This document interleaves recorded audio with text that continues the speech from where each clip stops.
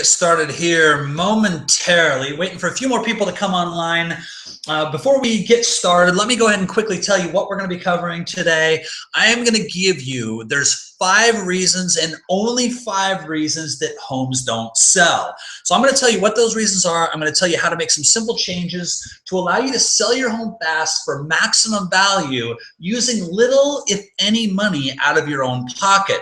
Now, this is valuable information because a lot of the people that join this particular webinar have been on the market with a real estate agent already. Maybe your listing has expired, what we refer to as expired, where you've been on the market and for whatever reason it didn't sell over a length of time, it expired, now you're looking at some new options. Maybe you canceled your listing with your realtor. You realize that that particular real estate agent wasn't necessarily looking out for your best interests. Maybe they weren't marketing the home, giving you feedback, communicating, or whatever it might have been. Maybe you got frustrated with them and now, again, looking for some new options. You might be a person that is just wants to make sure that you don't run into those types of challenges. So you're being proactive and you've joined us here today. Whatever the reason might be, welcome.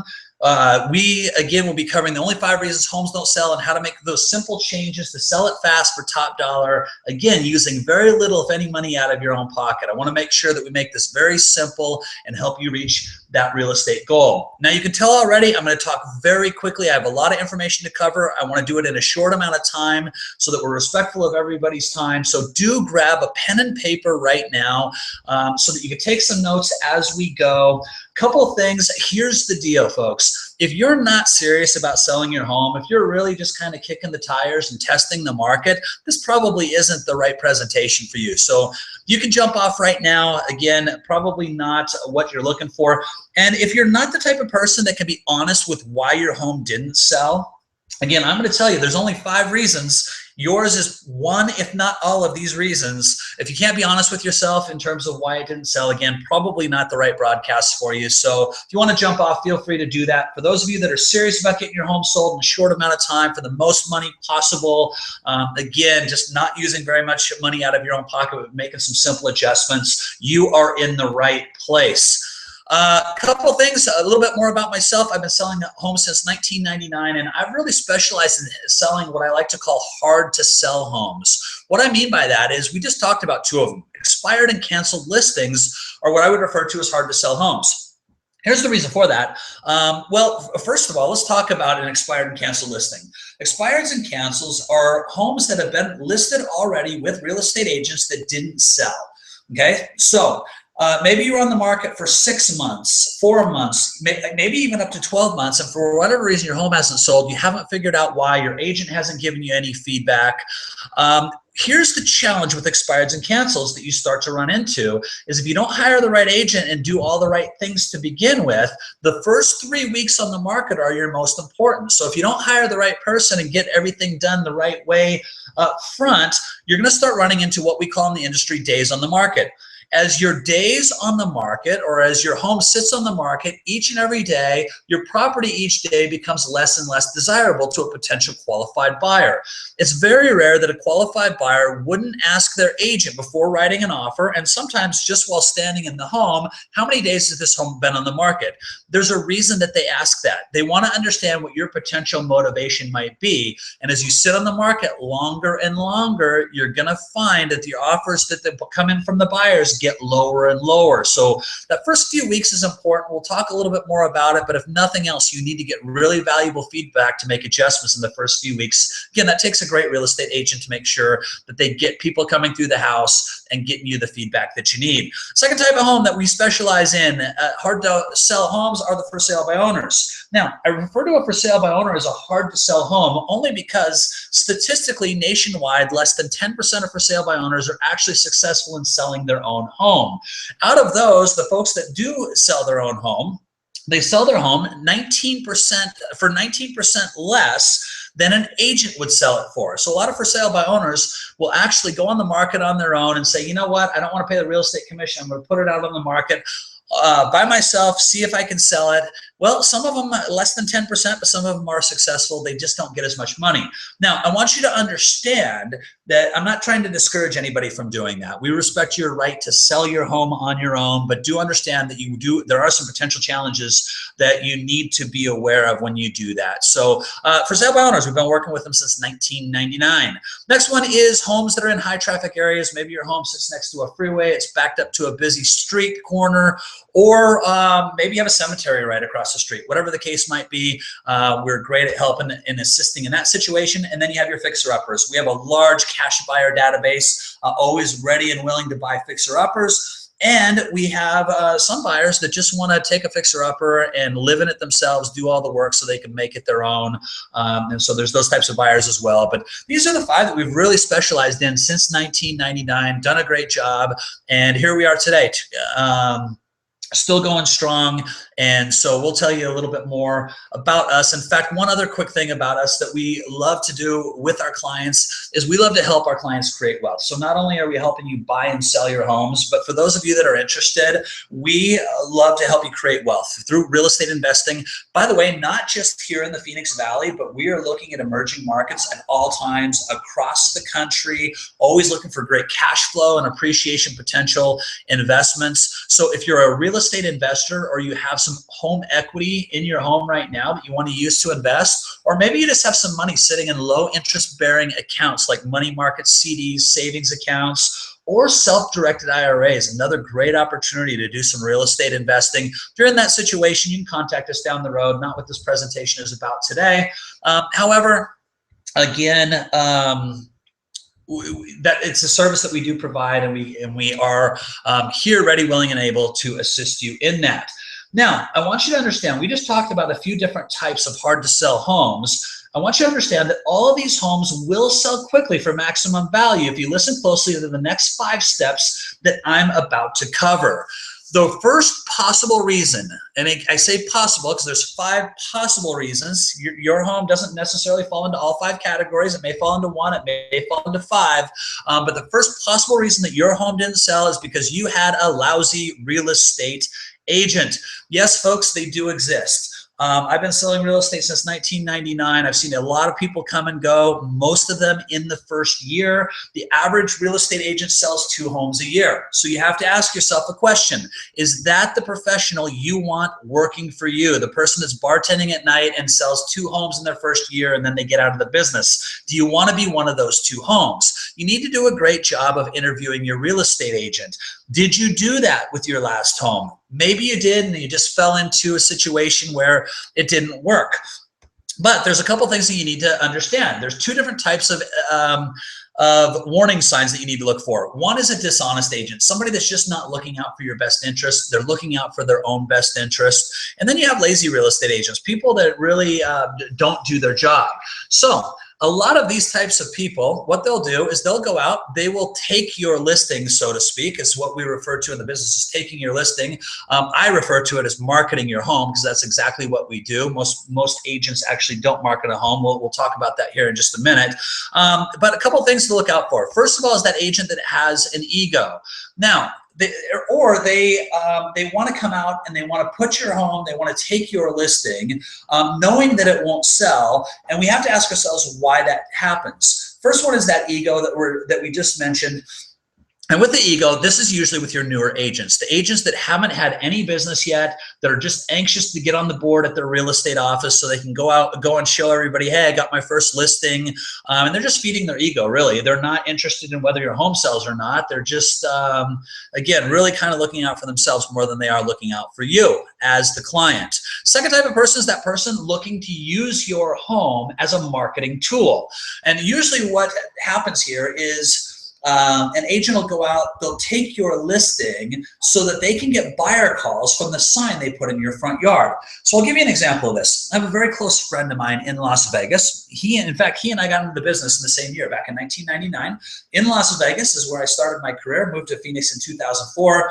I spoke to him on the phone not too long ago, and he was saying, you know, Todd, I will take any listing. It really doesn't matter to me, because my whole purpose when I take a listing is to generate buyer calls from that sign in the yard. I don't care whether the home sells or not. Now, he is a good friend of mine, and I don't want to throw him under the bus, so I'm not going to mention his name, but he may be a good friend of mine. We just have two completely different philosophies when it comes to how we conduct our business. My whole philosophy is I work off of referrals, and so I want to make sure that in all situations, I put you in the best possible situation to sell your home quickly for top dollar. So first situation, real estate agent. Now, how do you know if you're finding a great real estate agent? Well, what I've done is I've put together a website called sellfasttopdollar.com. Sellfast gives you a series of short videos, usually between 90 seconds and 2-minute videos, just a series of videos that tell you exactly what you need to do to get maximum value for your home and sell it as quickly as possible. So when we're done here, I would highly recommend you go check out sellfasttopdollar.com. We're always adding new videos to that website. So we'll keep you in the loop with that, but make sure you go check that out. If you want to know what real pros are doing today to get real results, Sellfast Top Dollar will tell you exactly how we do that. So number two, potential reason number two that your home didn't sell is because your home wasn't marketed at all, or it wasn't marketed effectively. So understand this. Today, 92% of all home buyers start their home search on the internet. However, 15% of real estate agents today are marketing homes online effectively. They're not using the internet as an effective marketing tool. Folks, if your home isn't being advertised right now on hundreds of different websites, not just around the local area, not just around the country, but internationally, you are making a mistake. If your home isn't being advertised and put onto social media sites, you're making a mistake. If it's not being sent out via email with using video, it's a huge mistake. Again, less than 15% is right now the statistic. 15% of agents are using the internet to market homes effectively. Now, here's a couple signs whether your home was actually being marketed by your past agent. If you were on the market before with an agent, were they giving you any feedback? If they weren't at least giving you weekly feedback as to who's viewing your home, what sites they were coming from, and what they were most interested in, if they weren't giving you that feedback, chances are they didn't have an effective marketing plan online for your home. So keep that in mind. Obviously, you need to make that part of your next strategy. Here's a telltale sign, whether your real estate agent has a plan or not. Here's the funny thing. It always amuses me. I could drive up and down my neighborhood, your neighborhood, and pretty much every neighborhood in town, and 9 out of every 10 real estate signs that are in people's yards will look something like this. And it's very basic. It has the agent's name, it has the agent's cell phone number, and the company name, and that's it.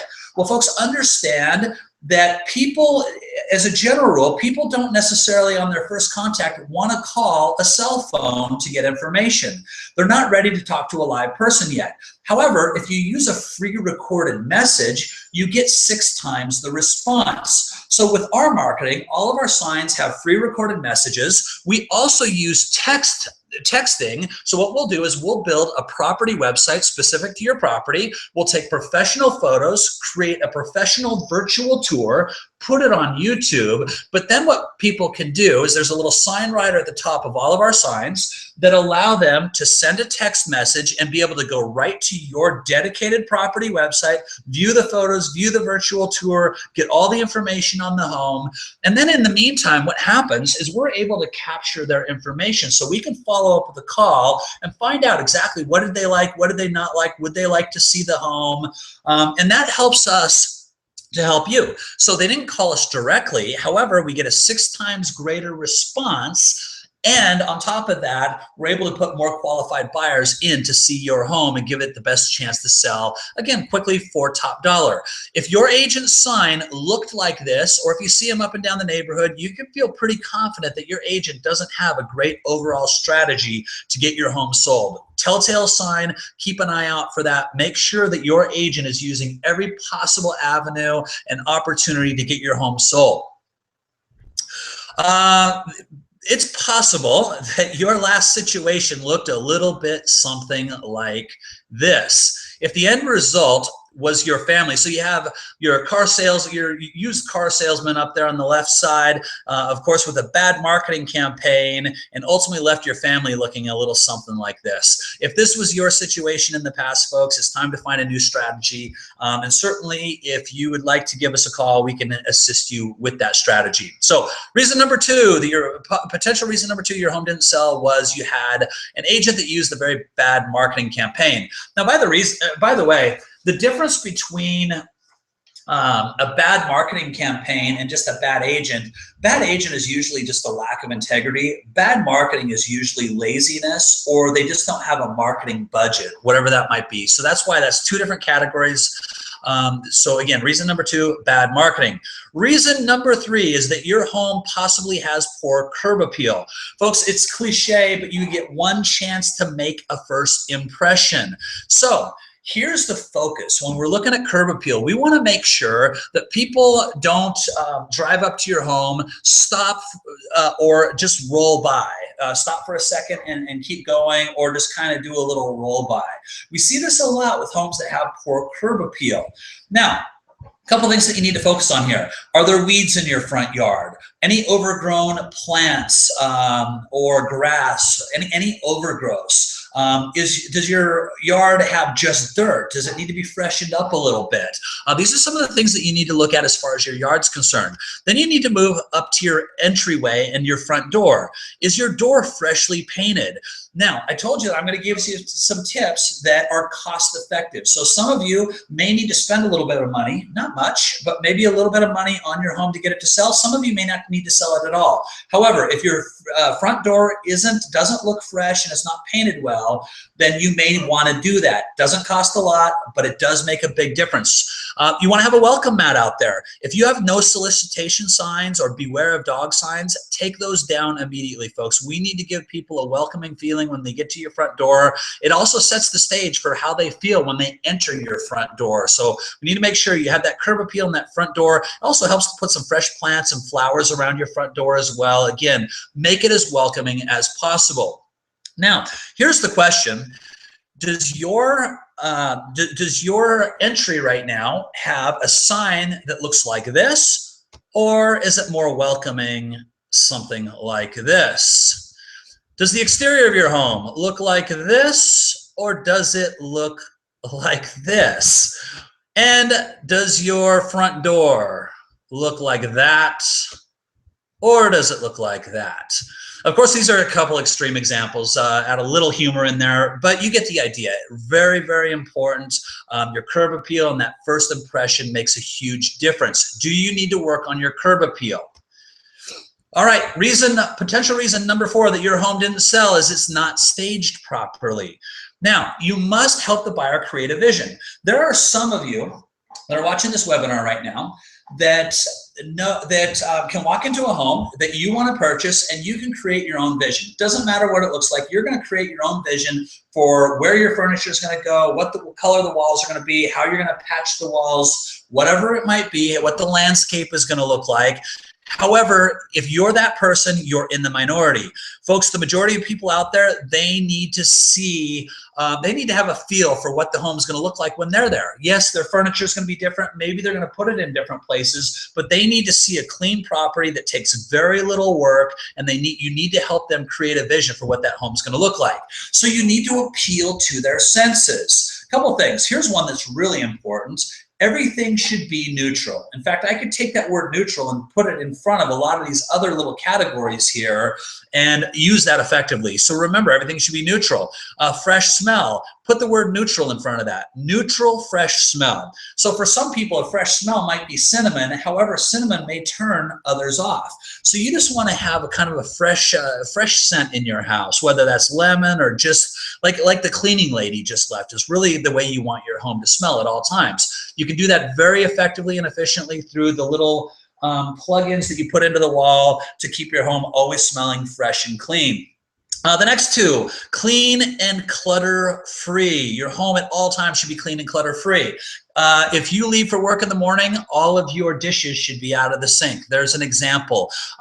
Maybe your home isn't staged well from a standpoint of you have too much furniture in it. Folks, today people want open and bright floor plans. If you have too much furniture, closed off rooms, people don't have a vision for that. They want to see that the home opens up. So keep that in mind as well. Today people want bright and open, clean and clutter-free, fresh smell when you walk in. And remember, we're appealing to the senses. We need soft colors, so let's put the word neutral in front of that. Neutral, soft colors on the walls and on the floors is what I'm talking about primarily. We want to be neutral as possible. If your entire house is painted dark purple, first of all, it's going to close it off where your house is going to look smaller than it is. We know that people aren't looking for that, but it's also a personal preference. Very few people are going to want their entire house painted in dark purple. So again, soft, neutral colors is what we're looking for there.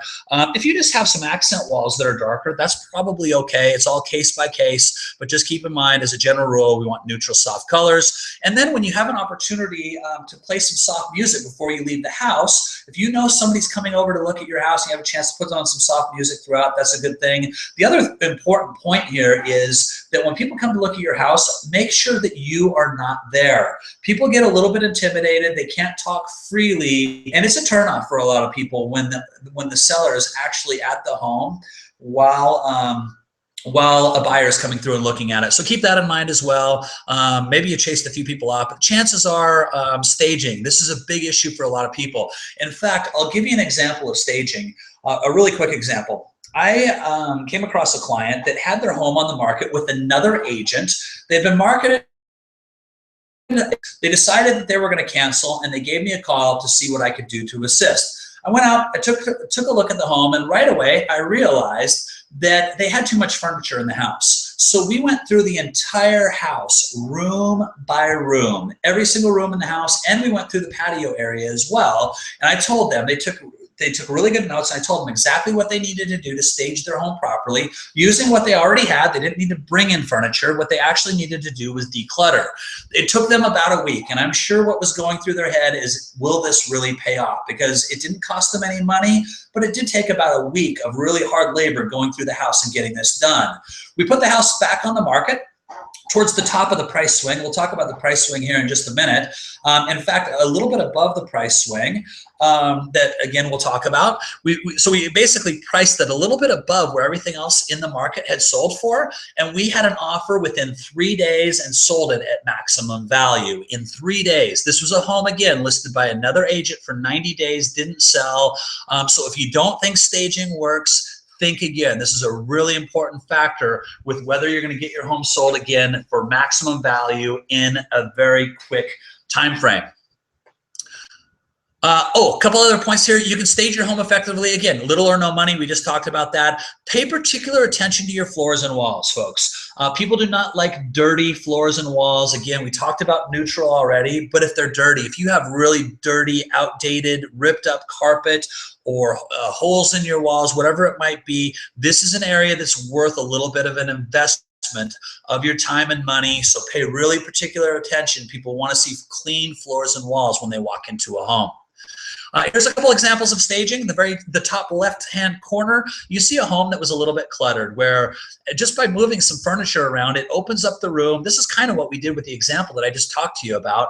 But this is an example of just decluttering the house a little bit, how it opened it up and made it look a lot more charming and a lot more open and bright.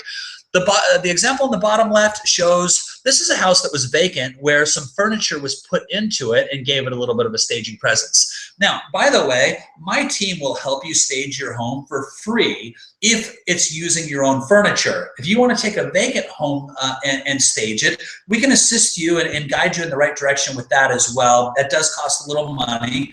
I would rather personally see a home completely vacant than a home that's too cluttered. So if you don't want to stage it and go through the expense of bringing furniture into a vacant home, I understand. We just need to make sure, again, it's as clean as possible. However, we can assist you with that as well. The picture on the right shows taking dark walls and making them lighter. Now, even though that wall is a little bit pink for my taste, it is lighter and it's more neutral than the dark wall on the left. My preference would be something a little bit more on the beige side for neutral. However, you know, again, if you're going to paint it a color like this, not my favorite, but you can see how the room looks bigger when it's painted lighter, and you're going to have a lot more people that are going to like the room on the right a lot better than the room on the left. All right, potential reason number 5 that your house didn't sell is because it was not priced aligned with current market value. There are a lot of people that just aren't very realistic with what their home's really worth. Folks, the data and the market will tell you what your home's worth. In other words, your home is only worth what a buyer will pay for it. Now, that's only true if the home is cash. If the home is being financed, the home is only really worth what an appraiser will appraise it for. So if you've gone out and you've decided, hey, I want to test the market and I'm going to price it $50,000 above what the last home in my neighborhood sold for that's similar to mine, we do need to compare apples to apples. So same square footage, similar floor plans, similar upgrades and some of those things. So we do need to compare apples to apples. But if you think that your home's worth $50,000 more than the last, just because it has tile on the floors, it's probably not. Just tile on the floors isn't worth an extra $50,000. So you need to be realistic. There is market data. In fact, all of our market data comes from the Regional Multiple Listing Service. Most homes sell through the Multiple Listing Service, so we can track almost all data. We know what homes are worth. And if you're that person that decided, hey, I'm just going to price it way, way above because I'm not that motivated, no problem. Now, by the way, that's a good point in terms of motivation. If you're the type of person that you have 3 weeks to sell your home, you're going to price it a little bit differently than that person that has 3 months. But if you have 3 months and you want to price it 50 to 100,000 above value, you're still going to run into the same issue. You're going to end up frustrated. You're going to think it's the agent's fault, which, by the way, maybe it was. Maybe they didn't actually advise you correctly on how to price your home. This is kind of where the rubber meets the road. It's the one area that people really don't want to get realistic about. Listen, our objective, we will sell your home for maximum value. That's what we do. We'll sell it in the shortest time frame, but we're not miracle workers. And even if we were able to bring a buyer that'll pay $100,000 more, if they're financing it, we're going to run into some major appraisal issues and probably end up back on the market, back at square one. So keep in mind, really important that you price your home to sell. Now, here's the great news about pricing is that not all homes sell for the same price in the same neighborhood, even though they may be the same. Folks, I can take a home that's the same house down the street, all the same upgrades, same size, same floor plan, same lot square footage, and I can show you how to actually sell yours faster for more money in most cases. So there is a price swing, and we just talked about some of the ways that we can help you do that. But there is a price swing. Just keep this in mind. Your median home price in your neighborhood for your size home might be $200,000. However, there's a price swing. Your home could sell for $180,000 or $220,000, just depending on a lot of different factors. What is the location of the home inside the neighborhood? Are you the guy backed up to Bell Road?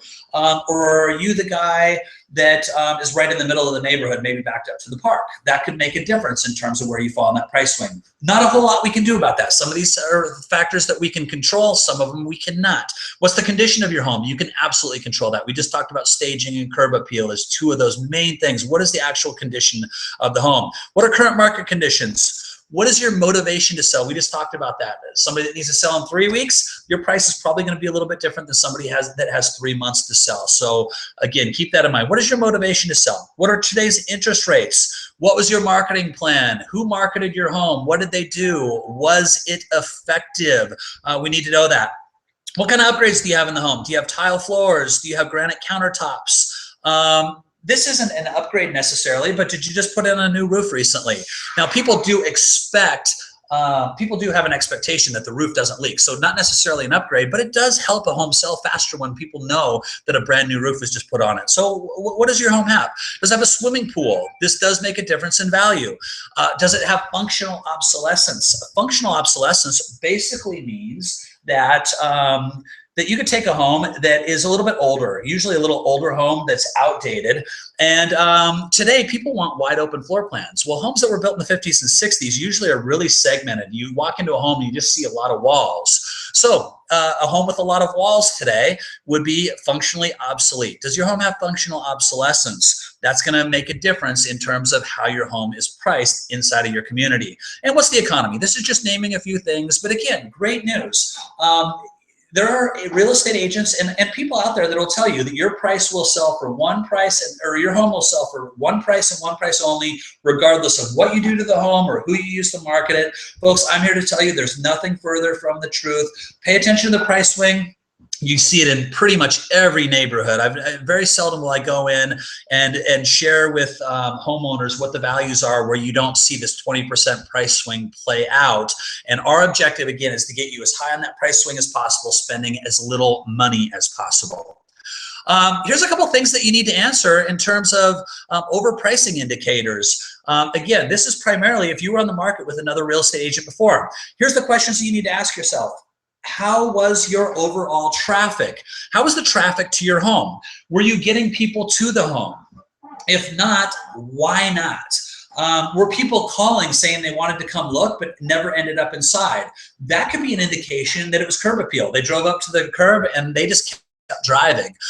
Or were they calling and actually coming in and seeing the home, but they just kept leaving with very little feedback, and nobody had written an offer. So what was the home traffic like? Were you even getting traffic to the home? Were you getting calls of interest? This information should all have come from your real estate agent. They should have been transparent in terms of what was going on there. How was your online traffic? We already talked about an online strategy. Did your agent have one? If they had one, they were probably sharing what kind of feedback they were getting, what kind of online traffic they were getting. If they didn't have an online marketing strategy, then they weren't sharing that information with you, I promise you. So hopefully you fell into hopefully you didn't fall into the 15% of agents that aren't marketing homes at all online today. How many offers did you receive? Did you receive any offers at all? Again, this is your agent's job. If you are getting traffic through the home, at some point your agent should have worked up an offer for you. I'm not going to share the strategy with you right now, but there is a strategy to get offers, and it may not be an offer that's acceptable to you, but once you have an offer on the table, it starts to give you negotiating room with other people that are interested. So you start to tell people, hey, listen, you know, I have an offer on the table. You need to come out and look at it right away, because once the counteroffer is signed, it's over. It creates urgency. If your agent wasn't doing this, you need to make sure that's part of your next strategy. And again, what feedback were they giving you, folks? The feedback is so important. I told you the first 3 weeks on the market are the most important. If you weren't getting feedback throughout the process, things that are imperative for you to know to help your home sell fast, the buyers will tell you. If they don't like the colors of the wall, they'll tell you. I'll give you an example of this. There was a client that I had one time that, this was way back, but there was a client I had one time that when we first went out, the home showed immaculate. We weren't worried about the staging at all. We took the listing. We had the home priced perfectly. We were going to get them more than what they had even expected to get for the home based on where the market was at that time. And about 30 days went by and we started to wonder, why is this home not sold? So we went back and just kind of went through it ourselves one day. And right when we walked in the front door, we smelled curry. Now, I'll tell you that I love a little bit of good curry every once in a while, but I don't want to smell it when I walk into somebody else's house. Well, this particular person, we came to find out, they cooked curry every single night. And so we had to adjust that until the home sold. Once we got that curry smell out of the house, the home sold. I believe we actually sold that within a week. It was strictly that one thing. Now, again, if we hadn't had that feedback and gone out and checked it out ourselves, we would have never known. The seller would have never known. The home may have never sold until somebody came along and actually discovered that. So again, that feedback is really important. Make sure it's part of your next strategy. All right, here's my bonus tip. This is a really important tip because here's what people always ask me. They say, Todd, my neighbor's house had granite countertops, tile floors, all the bathrooms were upgraded with the tile in the showers, flooring, whatever it might be, swimming pool. Do I need to put in the same upgrades before I sell my home?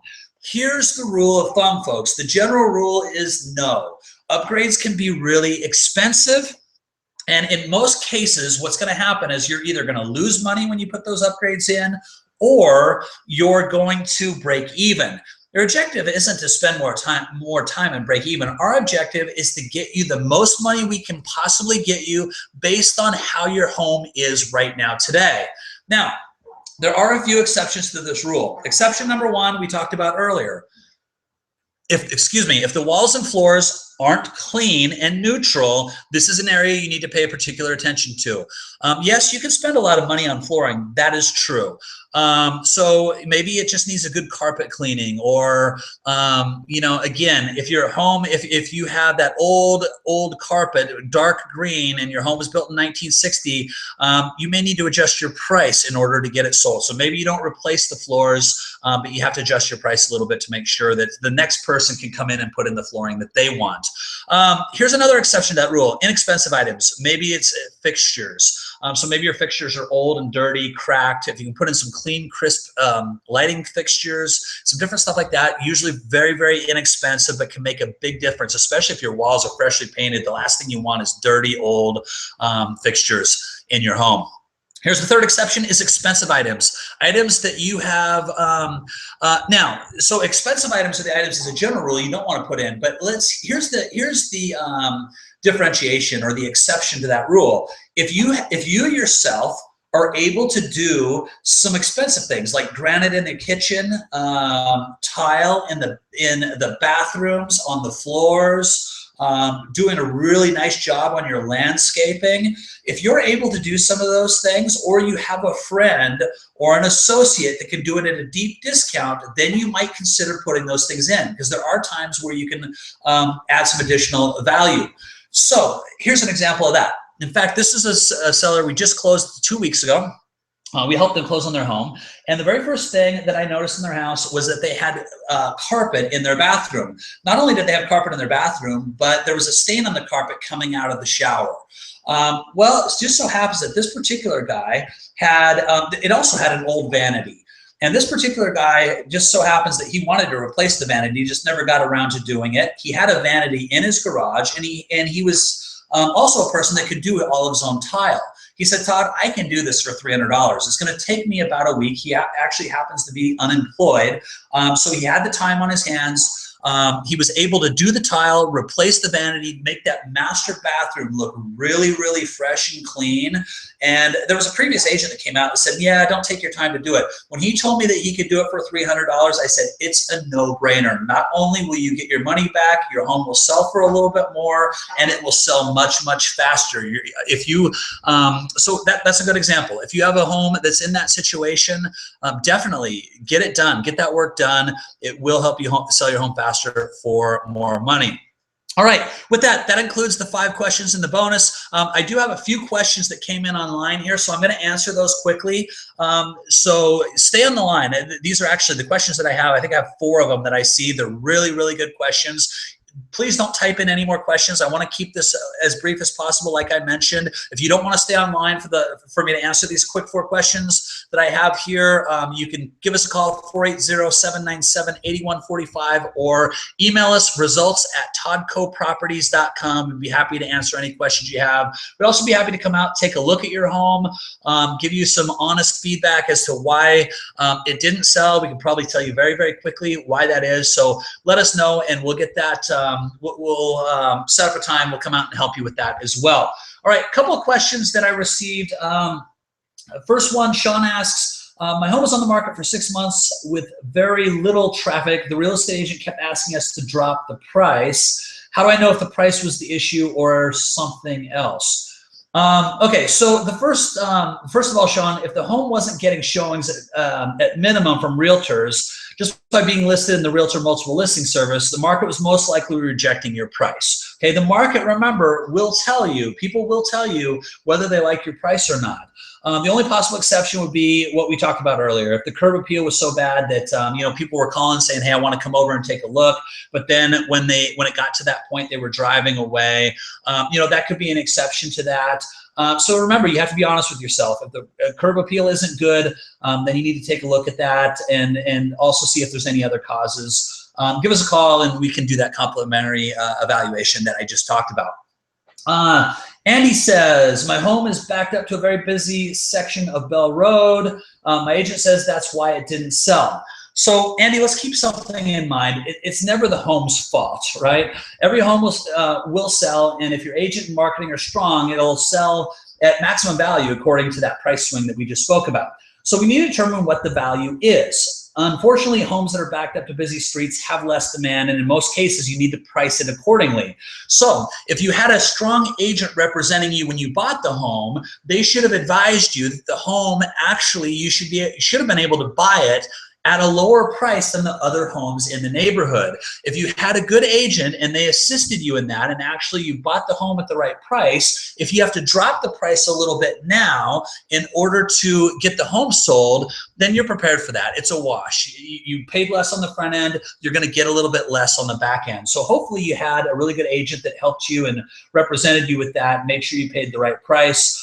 Every neighborhood's gonna be a little bit different in terms of how we analyze and value in terms of value for that type of situation. But again, give us a call. We can help you out a little bit there. Beth asks, my home had viewings but no offers. It's clean and we think it's staged pretty well. Any thoughts? So yes, Beth, the first thought I have is, what did the buyers and real estate agents that viewed the home say about it? It goes back to that feedback. You should have been getting feedback at minimum weekly from your real estate agent. Not only what was the online viewings like, but what were people saying that were coming through? They should have had a system where automatically, so for us, we have a system where if an agent enters into the home, we automatically, right away, instantly send them an email asking for feedback. And it's a series of questions. What do they think about this? What do they think about that? And hey, are they considering writing an offer on another home? We want to know if they're writing an offer on another home in the neighborhood, what do they like more about that home? We go instantly after feedback, and then if they don't respond right away, we'll send them a series of 5 and we'll also give them a call.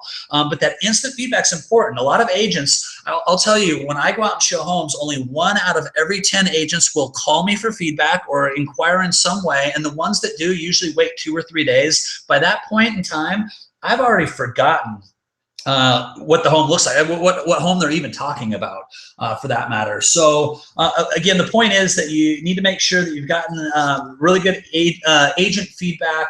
What were the people saying? If not, again, you need to make sure that's part of your next marketing strategy. Okay, I'm going to take one more question. If anybody has additional questions, again, my information's up on the screen. I see that there's still people typing in questions, but do me a favor, again, for time's sake, if you would just send me, either give me a quick call to our office or send me an email. We'll make sure that everybody's questions get answered. But again, just so we can kind of cut this particular webinar off and let everybody move on here, I'm going to take one more.